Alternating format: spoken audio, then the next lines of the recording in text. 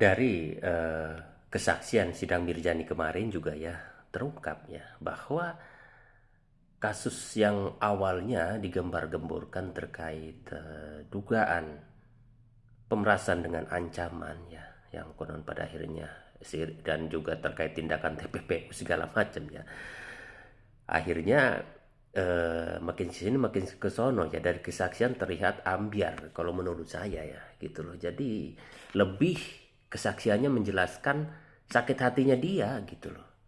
Bahkan yang lucunya gitu loh kan, kalau ini memang sakit hati, saya pikir kan nggak perlu dikasih duit, ya nggak? Kalau orang membuli di media sosial dengan ungkapan fitnah atau penghinaan, itu bisa langsung dilaporkan kok. Kenapa harus ngasih duit? Ya nggak? Jadi agak kontra dan agak berseberangan ya. Dari keterangan kesaksian itu harusnya lebih menekankan pada pemerasannya gitu loh. Kenapa dia bisa memberi uang gitu loh. Jadi dari alasan saksi, dia memberi uang karena nggak kuat gitu loh. Ya nggak, kesimpulannya karena nggak kuat, di media sosial dikatain abu-abu, dikatain mungkin brutusan, dikatain dembulan gitu loh. Hanya itu gitu loh. Padahal itu juga kan yang diungkapkan Nikita Mirjani tidak sesuai fakta juga kan. Ya enggak gitu loh. Bahwa dia cantik kan gitu loh. Jadi tanpa harus memberi uang itu kalau mau dilaporkan ya bisa saja dilaporkan gitu loh. Ya enggak. Nah pertanyaannya kan nggak mungkin dong karena hal itu dia kasih 4M.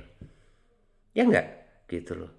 Jadi dengan serta-merta dia menolak bahwa bukan karena takut karena produknya gitu, tapi karena diserang harga dirinya, ini apa namanya, kredibilitas sebagai dokter. Saya pikir lucu ya, bingung kalau menurut saya gitu loh.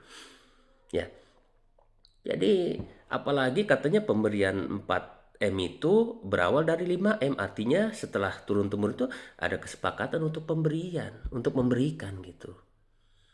Ya enggak. Jadi kalau menurut saya kesaksian itu berbeda dengan pasal yang dituduhkan, ya enggak, juga dakwaan jaksa ya. Jadi kalau memang itu eh, terkait pemerasan ya dengan ancaman, eh, itu harus dijelaskan dong gitu loh. Pokoknya kesaksiannya menjelaskannya di sana. Jadi tidak lebih menggebu-gebu persoalan pribadi.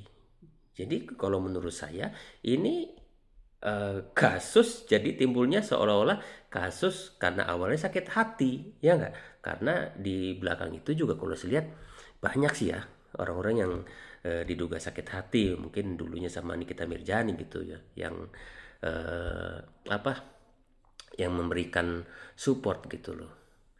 Jadi kalau kita lihat kesaksian itu lebih pada mengungkapkan curhat ya, sakit hati karena dibully. Jadi pemerasannya di mana? Ya enggak?